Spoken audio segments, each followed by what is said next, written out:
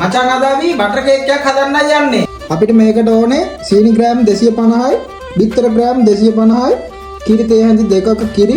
ඊට පස්සේ ඕන බටර් ග්‍රෑම් 250යි, වැනිලා තේ හැඳි දෙකයි. මුලින්ම දාගන්න ඕනේ අපි මේ බටර් ග්‍රෑම් 250 බීටර් එකට. දැන් අපි මේක විනාඩි 3ක් බීට් කරගමු.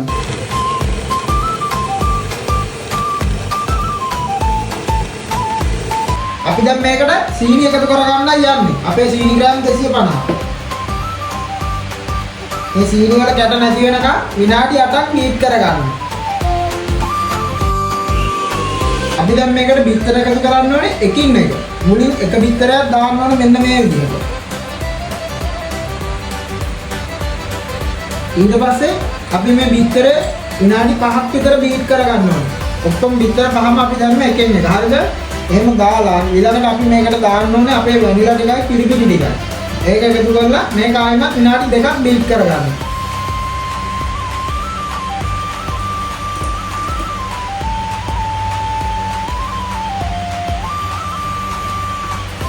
පළවෙනි එකෙන් බීට් කරගත්තාම ඇති.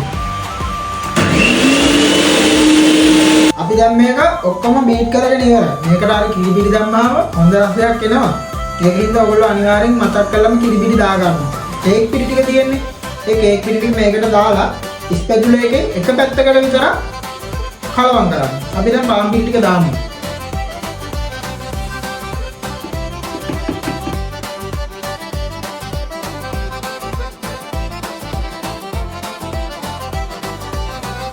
මචං අපි දැන් මේක ඔක්කොම කලවම් කරගෙන ඉවරයි. අපේ කේක් පිටි ටික දාලා අපි දැන් මේක තේරම කලවම් කරගෙන ඉවරයි. අපිට දැන් තියෙන්නේ මේක තැටියට දාගන්න. අපි මේක තැටියට දාගමු.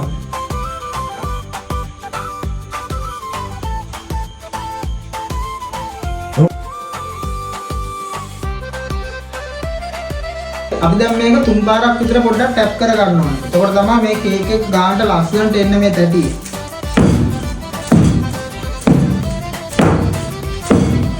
මචං අපි දැන් oven එක 180ට ප්‍රීහීට් කරගෙන තියෙන්නේ විනාඩි 10ක්. ඊට පස්සේ අපි මේ කේක් එක දාන්න ඕනේ මේකට. ඊට පස්සේ අපි මේක විනාඩි 30ක් බේක් කරගන්න ඕනේ. 30ක් 35ක් අතර ඔයගොල්ලෝ බලන්න මේකේ කොහොමද තත්ත්වය කියලා. බලලා කේක් එක කර වෙන්න තියෙන එළියට ගන්න. අපි දැන් මේ කේක් එක බේක් කරගමු.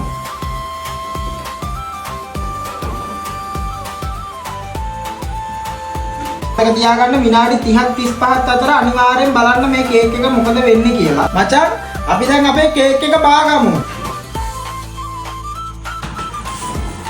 අපි දැන් මේකේ කොලේ ගලවගමු. එන්න බලන්න.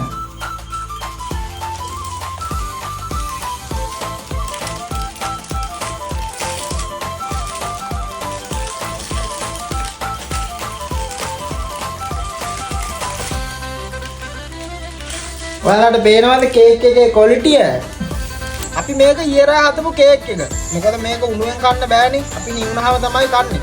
අපි දැන් කෑල්ලක් කාලා බලමු මේක කොහොමද කියලා රස.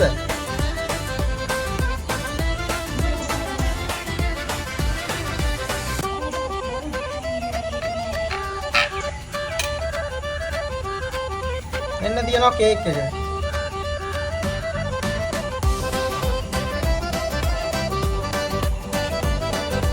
මේක සුපිරි මචං. අනිවාර්යෙන් ඕගොල්ලෝ හදලා බලන්න.